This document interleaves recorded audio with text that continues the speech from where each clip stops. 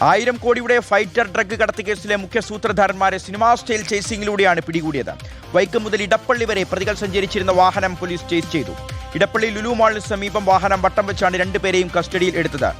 Customs, DRI, central bureau narcotics എന്നിവയുടെ സംയുക്ത ഓപ്പറേഷനിലാണ് ഈ പ്രതികൾ പിടിയിലായത്.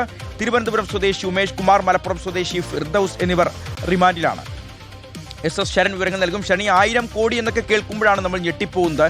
ഇത്രയ്ക്കും വലിയൊരു തുകയുടെ ലഹരിക്കടത്ത് നടത്തണമെങ്കിൽ അതിനുള്ള കെൽപ്പുള്ള ഈ ഒരു സംഘം എത്ര വലിയ ലഹരി മാഫിയ സംഘമായിരിക്കും എന്നുള്ളതാണ്. അപ്പോൾ ഇവർ വിറ്റുകൊണ്ടിരുന്ന ഒരു ലഹരി ഗുളിക എന്ന് പറയുന്നത് ശരീരത്തിലെ ഹാനികരമായ രീതിയിൽ ശരീരത്തെ ബാധിക്കുന്ന ഗുരുതര സ്വഭാവമുള്ള ലഹരിയാണ്. അതിപ്പോൾ കേരളത്തിലേക്ക് ഇവർ കടത്തുന്നുണ്ട്. കേരളത്തിന് വെളിയിലേക്ക് പല രാജ്യങ്ങളിലേക്ക് ഇവർ ഈ ലഹരിക്കടത്ത് നടത്തുന്നൊരു സംഘമാണ്. എന്താണെങ്കിൽ ഇവരെ പിടികൂടിയിട്ടുണ്ട്. ഇവരിൽ നിന്ന് എന്തൊക്കെ വിവരങ്ങൾ ലഭിച്ചിട്ടുണ്ട് സംഘത്തിന്?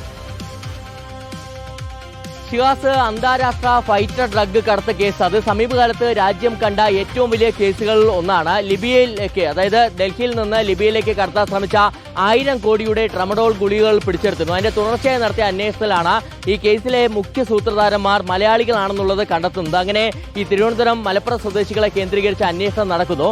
അങ്ങനെ അന്വേഷണം നടക്കുന്നതിനിടയിലാണ് ഈ 2 പേരും വൈക്കത്തുണ്ട് എന്നുള്ള വിവരം കഴിഞ്ഞ ശനിയാഴ്ച ഈ ഏജൻസികൾക്ക് ലഭിക്കുന്നത്. അതായത് ഈ സെൻട്രൽ ബ്യൂറോ ഓഫ് നാർക്കോട്ടിക്സിന് പുറമെ DRIയും കസ്റ്റംസ് ഉദ്യോഗസ്ഥരും സംയുക്തമായി നടത്തിയ പരിശോധനയിലാണ് ഈ 2 പേരും അറസ്റ്റിലായിരിക്കുന്നത്. അതായത് ഈ 2 പേരും വൈക്കത്തുണ്ടെന്നുള്ള വിവരത്തിന്റെ അടിസ്ഥാനത്തിൽ ഉദ്യോഗസ്ഥർ കാറിൽ അവിടേക്ക് ചെല്ലുന്നു. അങ്ങനെ ചെല്ലുന്ന സമയത്ത് ഈ പ്രതികൾ അവിടെ നിന്ന് കടന്നു കളയുന്നു. പിന്നീട് വൈക്കം മുതൽ ഇടപ്പള്ളി വരെ ചേസ് ചെയ്താണ് ഈ പ്രതികളെ പിടികൂടിയിരിക്കുന്നത്. അതായത് ഇടപ്പള്ളി ലുലു മോളിന് സമീപത്തേക്ക് ഈ പ്രതികൾ എത്തിയപ്പോഴേക്കും ഉദ്യോഗസ്ഥർ സഞ്ചരിച്ചിരുന്ന കാറ് വട്ടം വച്ചാണ് ഈ പ്രതികളെ പിടികൂടുകയും ചെയ്തിരിക്കുന്നത്. എന്തായാലും ഇവരുടെ അറസ്റ്റ് രേഖപ്പെടുത്തുകയും ഇപ്പോൾ 2 പേരും റിമാൻഡിൽ കഴിയുകയാണ്. ഇതിൽ മറ്റൊരു പ്രധാനപ്പെട്ട കാര്യം, ഈ സംഘത്തിലെ കൂട്ടാളികൾ, അതായത് ഇവരുടെ മറ്റ് കൂട്ടാളികളായിട്ടുള്ള ആളുകളെ കേന്ദ്രീകരിച്ചും അന്വേഷണം നടക്കുന്നുണ്ട്. അവരെക്കുറിച്ച് ചില വിവരങ്ങൾ ലഭിച്ചിട്ടുണ്ടെന്നുള്ളതാണ് ഏജൻസിയിൽ നിന്ന് നമുക്ക് മനസ്സിലാക്കാൻ കഴിയുന്നത്. വൈകാതെ തന്നെ അവരുടെ അറസ്റ്റിലേക്കും നീങ്ങും.